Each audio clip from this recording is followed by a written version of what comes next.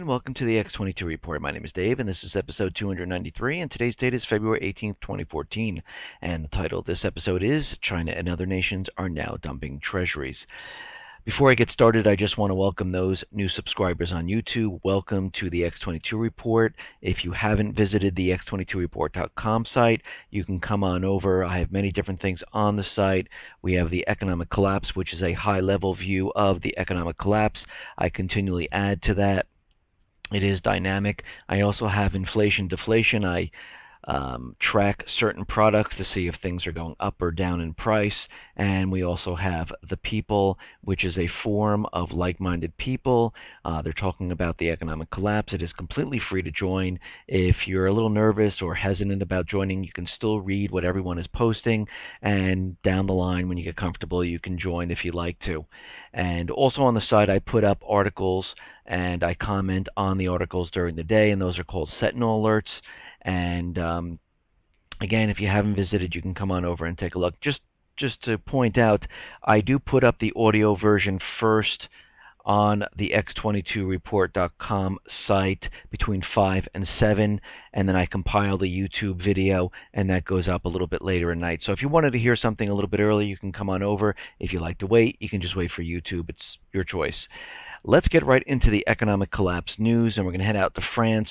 And again, I've been saying this many, many times, that every single country is going to start adding taxes to the people in any way they possibly can. I mean, in France, we've seen they put a 75% income tax on people making $1 million or over, and of course that's going to trickle down to the middle class, then to the poor, because it always does.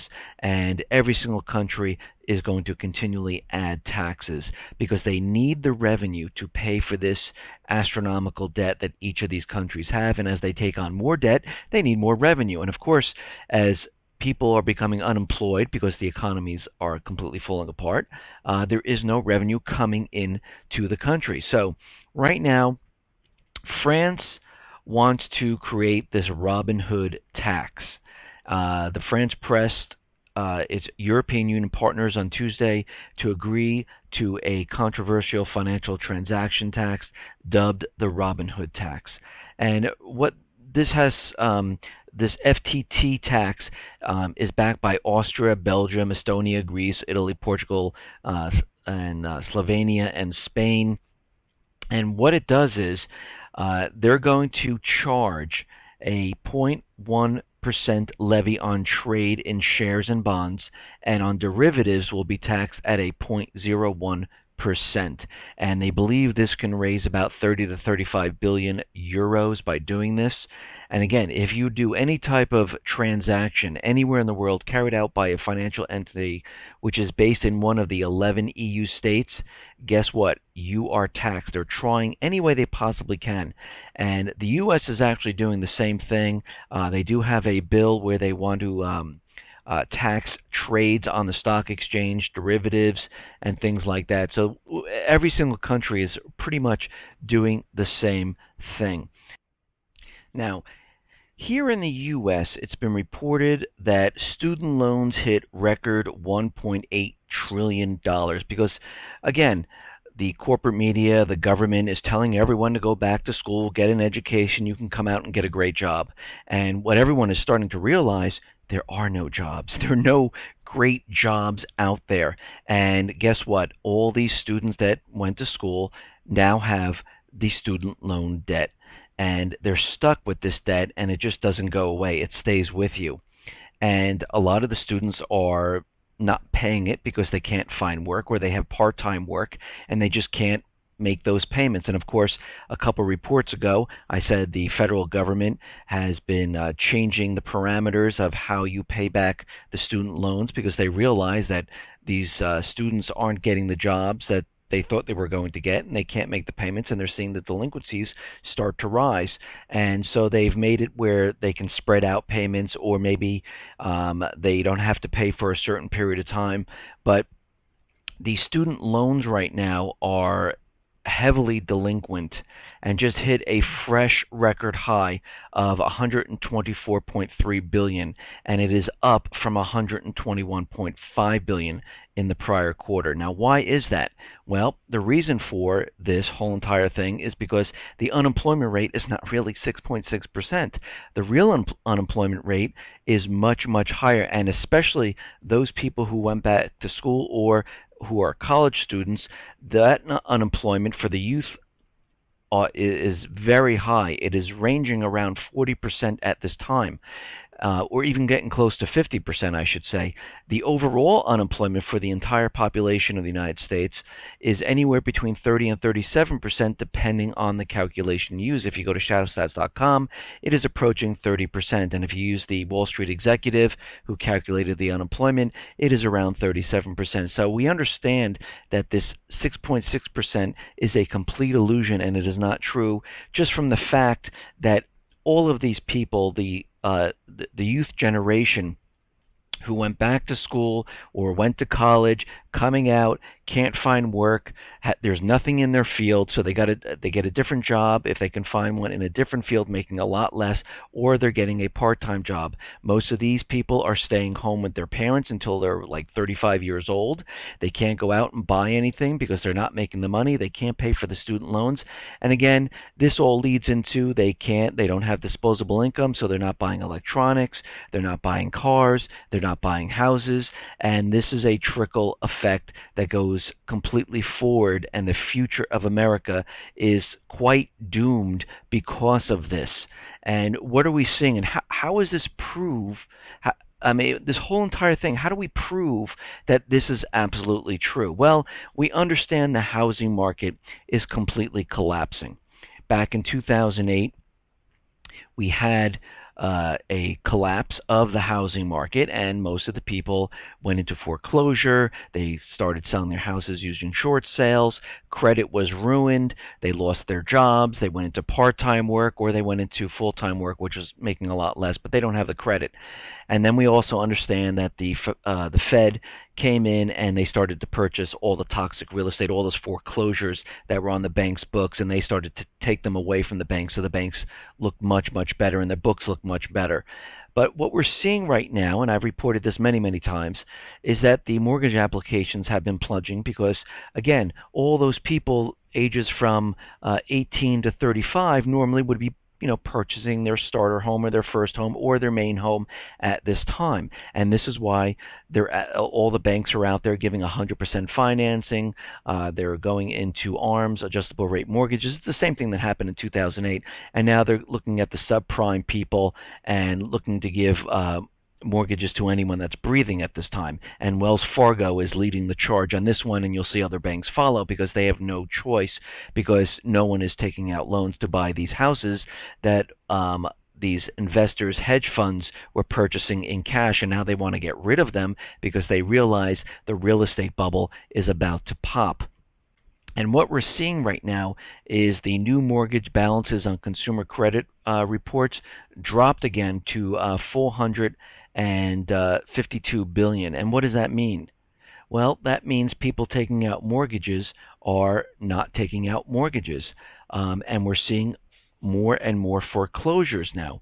About 157,000 individuals had new foreclosure notations added to their credit reports, and I just reported on foreclosures that we're seeing a spike, an increase in foreclosures in California, New York, New Jersey, Maryland, and many of these states. So all of this is starting to come together now, and we're seeing that these unemployment figures that the government is putting out there has to be completely false, because if we look at the retail sales during Christmas, if in 2012 we had unemployment around 7.8, almost 8%. This Christmas, unemployment was at 6.7%. So how did the Christmas season, how was it a lot worse than it was the year prior if more people are working? It makes no sense. And why now are all these stores laying off people, closing stores? It makes no sense. If unemployment is down to 6.6%, people are making an income, people have disposable income, but guess what? They don't. And this is why you see retail completely imploding on itself, because there is no disposable income.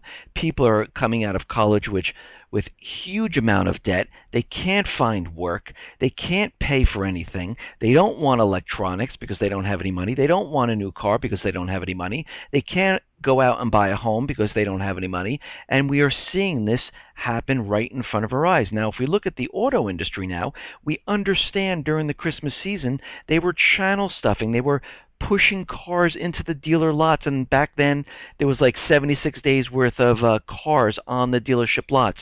Now, coming into January, which is past, there was 114 days of cars on the lots, and they were now the automobile manufacturers were giving huge discounts because they realized nobody was coming to buy these cars. So they were discounting them, giving incentives, and guess what? No one is still buying them. And right now, auto loan originations decreased in the fourth quarter of 2013 to $88 billion. So what this is telling us is that all of this is a complete illusion. Nothing that the government is telling us is holding true. Because if it was, and unemployment is really at 6.6%, we would see the mortgage departments expanding. We would see housing expanding. We would see retail looking better and expanding. We would see the automobile manufacturing expanding. They wouldn't be able to keep the cars on the lots. Today, we have 114 days worth of cars on the lot, and no one is going out to buy them. That is a big problem, and the entire economy is slowly falling apart. And the government, the Fed, the central bankers, the elite, the globalists, whatever you want to call them, they realize this and they understand what is happening. Now, we're getting another indicator of New York manufacturing. This is the biggest miss in 3 months for the data in February. They expected 8.5 print. It came back as 4.48 print. And again, they're going to blame this on the weather, as they always do. But what happens when the weather, all this snow, we come into spring, and all of this is still declining? Then what are they going to do? Well, they're going to have to do something else, and this is where the false flag event comes in. This is where the strike into Syria goes. This is where war starts, and they realize they are getting closer and closer to this point. Okay, now, even the home builders, the National Association of Home Builders Sentiment Index crashed by its most on record in February and missed expectations by its most on record. And this has nothing to do with the weather, because the biggest decrease was in California. There was no snow out there. It was just dry and hot. So when they tell you it's always the weather, it isn't. Of course, they're blaming this on the weather, but the biggest decrease was in California. So they're not reporting that part because they don't want anyone to know that. And home sales are now falling again 5%. So this whole thing is completely falling apart, and the banks know it, the government knows it. And this is why you see all the rules starting to change. This is why you see money transfers outside of the country. There was a new rule implemented by the banks. This is why you see you need an ID to deposit cash into the banks. This is why Capital One has shocked customers in one of their new terms of service. And basically what it says is they can come to your home or place of employment if they need to. Now, why would they do that? Why would they need to put that into their terms of service? Because they realize most of the people are going to be defaulting on their loans and their debts because there is no work, there is no money, and they want to come and find you to get what they need to get. If you have a car, if you have a home, if you have credit card debt, they want to have this in their terms of service so they can send their forces over to get you. And this is why they put this in here. And of course they're saying, no, it's misinterpretation. Then you know what? If it's misinterpretation, you don't need it in there. And we're seeing that all the banks are starting to change all their terms of service. And this started way back when the the FDIC, Bank of England, created that document for bail-ins, and then of course the Eurozone copied it, Australia copied it, Switzerland copied it, Canada copied it, and again, in the terms of service of the banks, it says you are no longer a depositor, you are a creditor, and they did this on purpose. And again, if you look at the terms of service in most of the banks, you will see, and I've checked out for Citibank, Bank of America, and people send me other banks, and you can see that they are not responsible if something happens to your money, if there's like a cyber attack, if there's war, if there's terrorism. So they have a whole list of different criteria where they're not responsible, and you can't hold the officers responsible or anyone in the company responsible for the loss of your money. So you can see they're completely changing for what is coming. Now, it just so happens that another banker jumped to his death, and it was said to be he was a 33-year-old Hong Kong FX trader. And again, we're seeing the number 33 again. But a man jumped from his death from the 33rd floor. This man is 33. And again, all these bankers are being eliminated one at a time, and we can see because they're afraid that these people know way too much and they would talk, and they're trying to cover their tracks at this time. Now, we understand that China holds a lot of Treasury bonds, and right now China's has offloaded about 48 billion, and they went from 1.3 trillion to 1.2 trillion, and they are unloading their treasuries at this time. Japan is also unloading their treasuries at this time, and they dropped around 4 billion where they sold it. Now again, who purchased these treasuries if the Fed is tapering? Well, the Fed did a kind of a backhand type of approach to this one. Belgium, which is Europe, decided to pick up these treasuries. Now, I wonder where they got the funds to pick up all these treasuries. You think the Fed siphoned the money to them to get those treasuries? Most likely, because we understand that the Fed has been giving huge amount of sums of money to the European banking establishment. So we can understand what is going on here. Again, the Fed has purchased these treasuries through some back channels, but they have purchased these treasuries because right now China is going to start dumping more and more as time goes on, because they do not want to hold these treasuries. Why don't they want to hold these treasuries? Because the United States, the central bankers, are pivoting around Asia, because they understand when the war starts, the United States, the central bankers, are going to say, hey, we're in war. We don't have to pay you back for any of this. And this is what China is worried about. They want to get rid of as much of these treasuries as possible at this point. And again, you have to remember, other nations around the world are going to start selling treasuries also, because we have to remember that the United States, the central bankers, are holding everything together in many, many different nations. In the Middle East, in Africa, in Thailand, in Ukraine, in Venezuela now.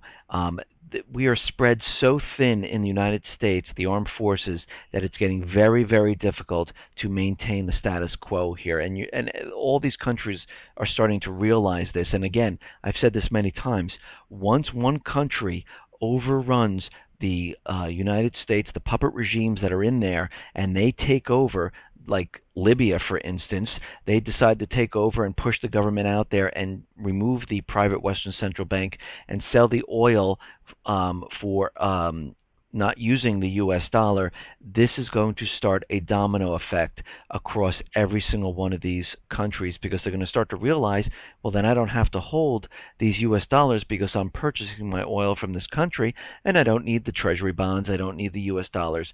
And we're seeing this happen. But the central bankers of the United States are going to try to hold this as long as they possibly can. And they feel, of course, if they get into Syria and Iran, everything will be okay and the system will continually go on with no problem. Now, we understand, and people who've been with me understand how I feel about Obamacare and how this is having an effect on jobs, having an effect on people who can't really afford health insurance, and the health insurance that you're actually getting from Obamacare is not really that great because you have very high deductibles, very high premiums, and if you don't want it, there are penalties, and there's also hidden taxes within Obamacare. So what companies are starting to do to pay for this insurance, because again, we have to remember President Obama changed the Obamacare law, which is the Affordable Care Act, to say that companies have to prove why they're laying off people to the IRS before they can let people go beyond, below the certain mark of 100 employees, so they don't have to supply Obamacare to all the employees. What companies are starting to do is, since the insurance is very expensive and the deductibles aren't that great, they are starting to put a surcharge and charge customers that amount to make up the difference. So we're going to see prices rise in all of these companies on products and things, because what they're saying right now is that, listen, now we have to pay for this insurance. It's very expensive. It doesn't fit into our corporate model, and we're going to have to start charging people a surcharge. And there is a restaurant in Los Angeles, California now, where it's going to charge patrons a surcharge, 3% on top of your bill to pay for Obamacare. And you're going to see this spread across many different companies. You're going to see it in products. All of a sudden, you're going to see a price jump because this is way too expensive for these companies, and this is why they're laying off people, cutting down the amount of hours that people work, because they realize that this is expensive and they don't want to pay for all of this health insurance that they're being forced to do. And we're going to see in the future that all of this money is going to be put back on the American people with a surcharge. So now you have companies paying for health insurance, but now taking that cost and putting it on the consumer. And again, this will make retail sales decline once again. Now, Obama realizes that the Affordable Care Act is not bringing in the revenue that they thought they were going to have. It is a complete disaster. Of course, the corporate media is spinning it the other way. But again, they don't have the youth joining up again because they don't have work. They can't find real jobs, and the last thing on their mind is to buy health insurance. I mean, I remember when I was that age, the last thing on my mind was to get health insurance. I'd rather go and get a job with a company for them to pay for my health insurance.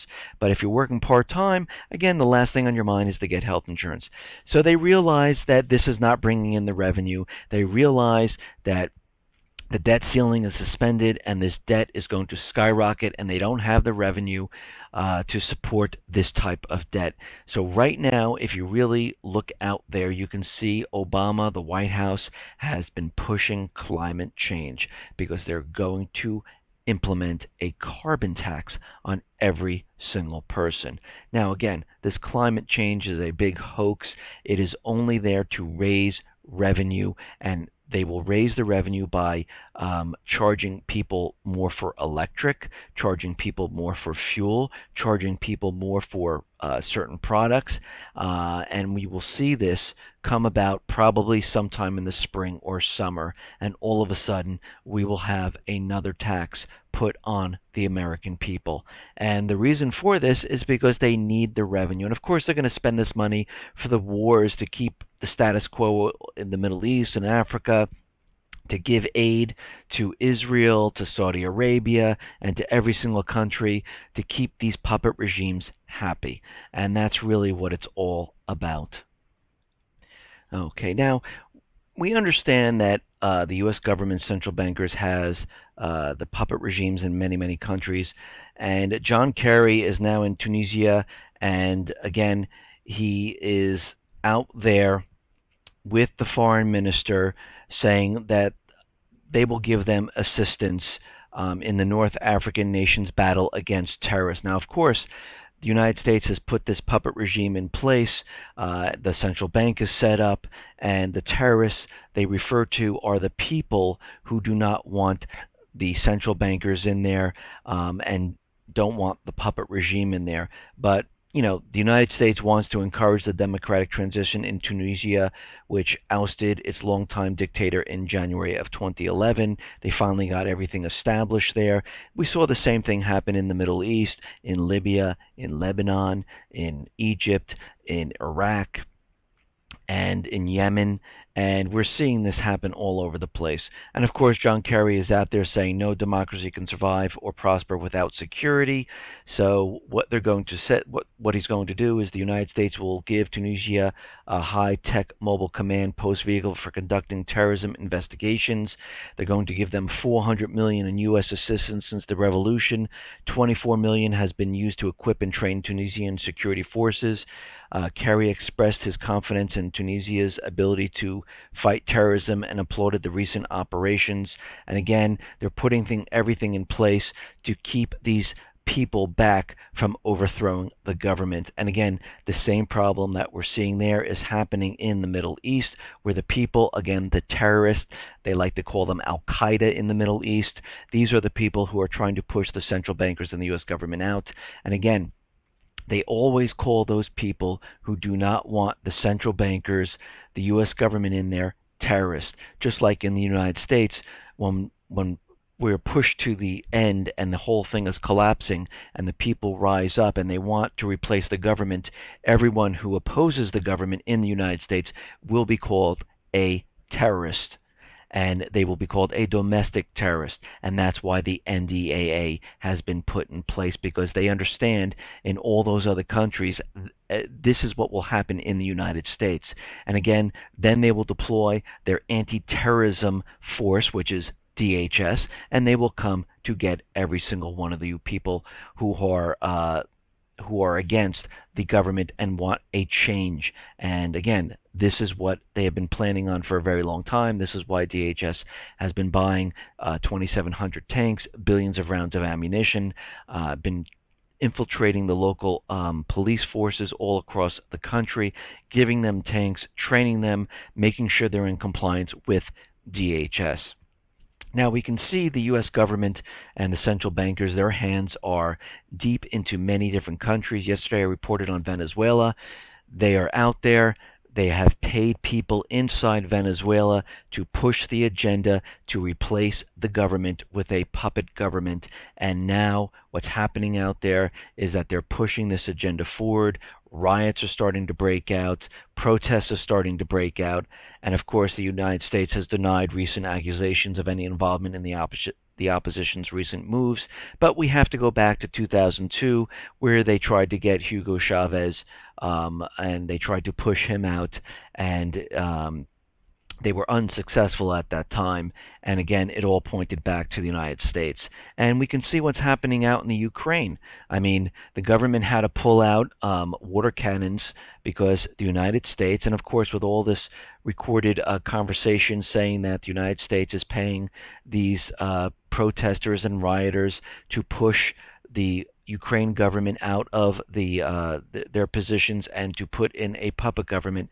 And this was recorded by, I think, Russia, and it is proven that this is what is actually going on there, because they want the Ukraine, because it is in a strategic location. It borders the Black Sea. It borders the Russian states, and they want the Ukraine to join NATO. And this is why this is happening out there. And of course, they want to push and put a private Western central bank into Ukraine and push the debt further into Ukraine to keep the system propped up.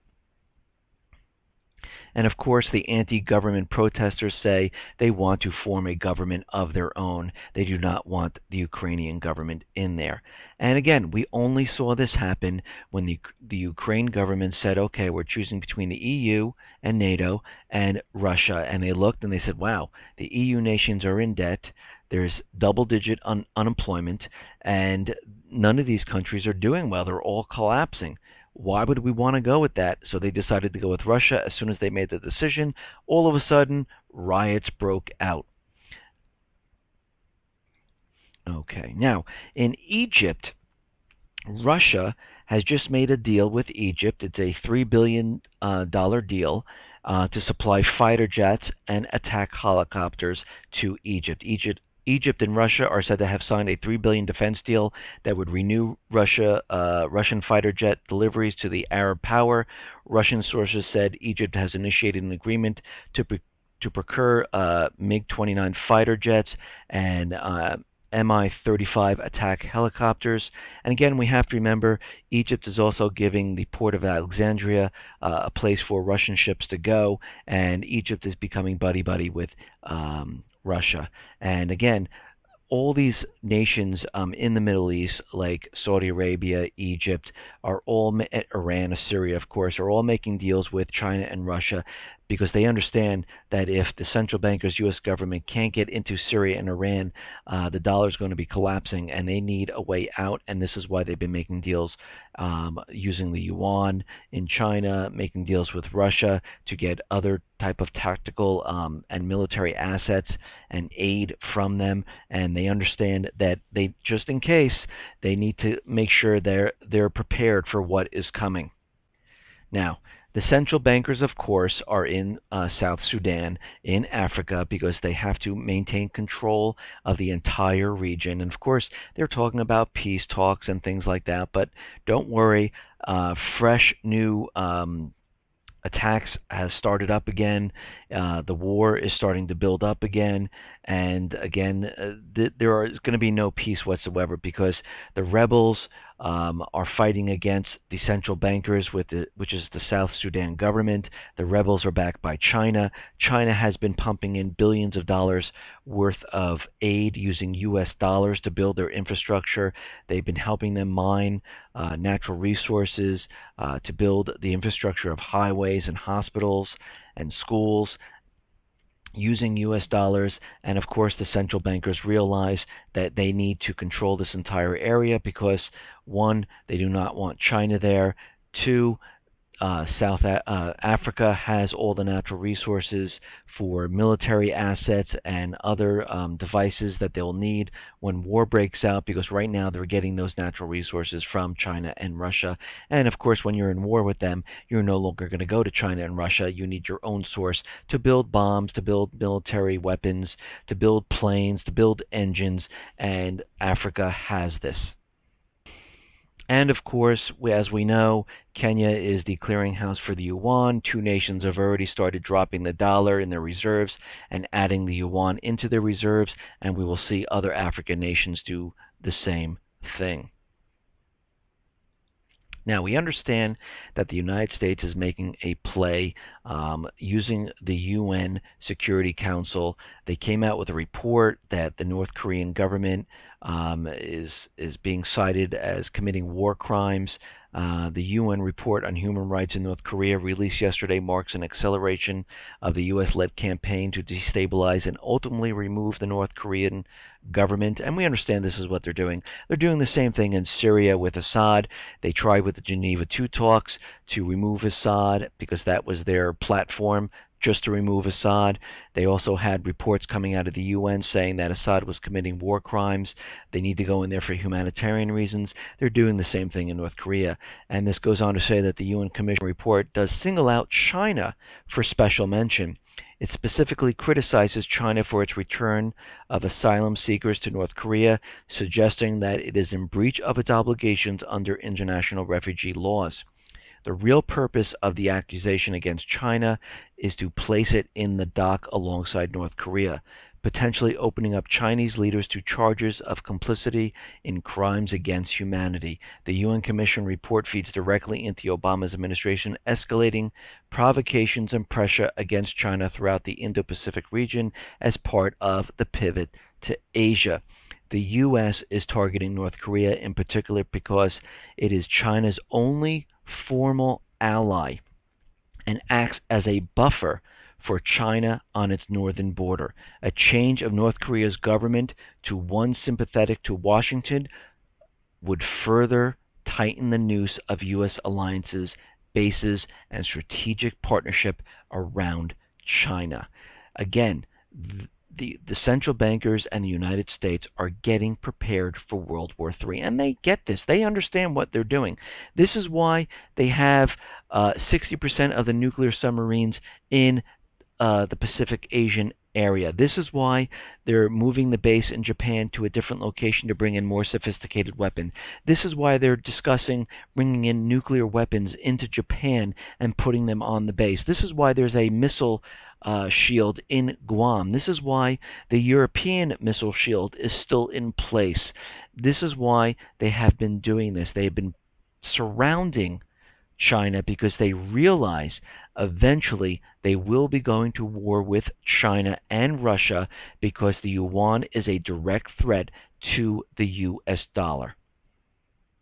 Now, of course, we understand that the central bankers right now are trying to continually prop up the US dollar, and they're trying to stop it from collapsing by moving into Syria and to Iran, and this is why they have the peace talks with Iran, because they're trying to infiltrate their banks, and they understand that Iran has a lot of oil, and they can make tons of money off of this and prop up the US dollar by spreading more and more debt and issuing more and more of the country outside of the United States into other countries, and other countries would have to take on the US dollar to pay for the oil in Iran. And this is their entire plan.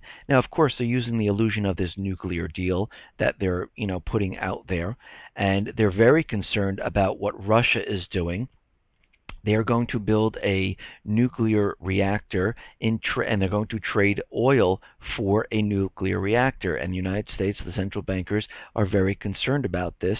And again, we can see what is happening here because Iran has been trading their oil not using the US dollar. They're bypassing the US dollar. Russia has just made a deal with Syria. It's like a 25-year deal with Syria where they're going to monopolize natural gas and oil production and sell all of that not using the US dollar. And guess what? The United States, the central bankers, cannot have this. And we have to remember all the propaganda that has come out in the past. They have had the propaganda that Assad has chemical and biological weapons hidden in the Alawite section of Syria. The propaganda that there are terrorists in Syria that are coming back to the United States and they are radicalized by Syria. And we can see what is happening, and all those people have already entered the United States. The FBI is trying to keep a close tab on these people, and they keep calling them, the lone wolves. They are bomb makers. They do have certain abilities, and we can see how they are playing this up. We also have to remember that Assad is coming up for re-election in mid-2014. So they have a timetable here, because if the people of Syria reinstate and re-elect Assad, that will show the world the people really want Assad as president, and it's not what the central bankers, the United States, have been saying. And this is giving them a certain time period where they're going to have to act within this time period. And this time period is from now until mid-2014. I think something is going to happen probably in the spring time frame, some type of false flag. I believe that they will try many different things. Of course, we've seen them try the Geneva II talks to remove Assad. We've seen them blame the removal of the chemical weapons. They've been blaming this on Russia and Assad, that he's stalling. But, of course, what's happening there is the rebels, which is controlled by the United States, Saudi Arabia, Israel, France, and many other nations, have been making it very difficult to move the chemical weapons out. This is from a UN report. And we can see that they've been trying to say that Assad has committed war crimes. They submitted a UN report. specifying this, and they saying that they need to go in for humanitarian reasons, and they created this UN resolution to say that, because of what's happening, because of the war crimes that Assad has committed, that we need to go in there for humanitarian reasons. Russia saw the draft and said, wait a minute, if we all sign this, it's already saying that Assad has committed war crimes. No, we will help you create a different resolution. This will not work. So you can see they're trying many different things. And of course, most likely none of this is going to work. So what are they going to have to do? Well, they're going to have to take this a step further, because they realize with this deal with Russia, with the elections coming up, this is the time period that they're going to have to do something. They have already been shipping troops and military assets to Jordan. This is just like they did in July of 2013, and then they had the false flag in August. They're repeating the same exact thing. They are getting prepared. This is why you see cyber attacks coming from the Syrian Electronic Army. This is why you see all this propaganda coming out, because they are getting prepared for the next false flag event, and they realize and they learned from the last time that if they do something, it will have to be on American soil, and there'll have to be some type of cyber attack. There'll have to be some type of chemical or biological weapon attack here in America to wake up the American people and to blame the economic collapse on another country, because this is what's going to happen. They need to do this because they realize the economy is collapsing. Everything is in a bubble right now. They can't sustain it much longer. They already started to taper to make it look like everything is fine. And now they're going to bring this false flag event forward. And this is why you see all of this happening.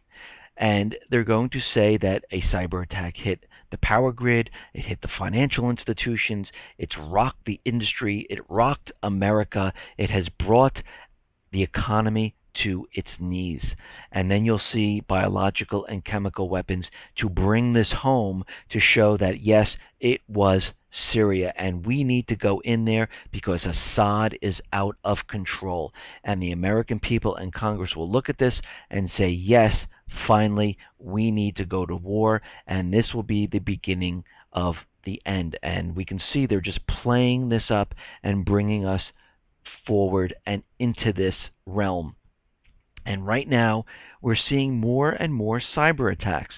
We're seeing an attack on a U.S. veteran of Foreign Affairs website, a cyber spy plot timed to the storm that swept the East Coast Thursday, shut down the federal government in Washington. We believe the attack is a strategic web compromise targeting American military personnel amid a paralyzing snowstorm at the U.S. Capitol in the days leading up to the President's Day holiday weekend. And we're also seeing that they're blaming this one on Iran because they realize if they can't cement this deal and infiltrate the banks, they need a way out and they need a way to get into Iran. And they also realize that once they strike into Syria, Iran and Syria have a pact, and they will have to move into Iran. So they need to continually demonize Iran during this time period. And what they're saying right now is Iran hackers were able to penetrate the Navy Marine Corps internet for 4 months, monitoring the unclassified voice, video, and data communications of the network's 800,000 users around the world. The breach, which left Iranian spyware lurking throughout the system, was deeper and longer than previously thought. Officials said they had initially underestimated the skills of the Iranian hackers. So when this whole thing goes down, you will see they will also be blaming this on Iran if they cannot cement the deal and get into their banks and put in a private Western central bank and put all their natural resources on the U.S. dollar. And I don't believe this deal is going to make it through. Neither does the Ayatollah, neither does Russia, and it doesn't seem like this is going to go forward, and this is why they're continually demonizing Iran. Now, of course, President Obama is out there saying that cyber terrorism is the country's biggest threat at this point in time, and we need to create cyber warriors because our infrastructure, power grid is susceptible, our financial institutions are susceptible, and if any of these cyber attacks, he said most of them are benign, they're intermittent intermittent disruptions, but once a big one hits, it could decimate the economy, and we need cyber warriors to retaliate if something like this happens, and even to prevent something like this to happen. Now, I'm hearing this many times now, and I reported this in my last reports, that they've been talking about that these cyber attacks did not hurt the economy, that it didn't hurt the economy, and this continually has been ramping up because they realize they gotta let everyone know that cyber attacks equal hurting the economy, and this is why they've been building this propaganda up. So we can expect something eventually during these next month or two to happen during the springtime, and I think they're going to really ramp this up.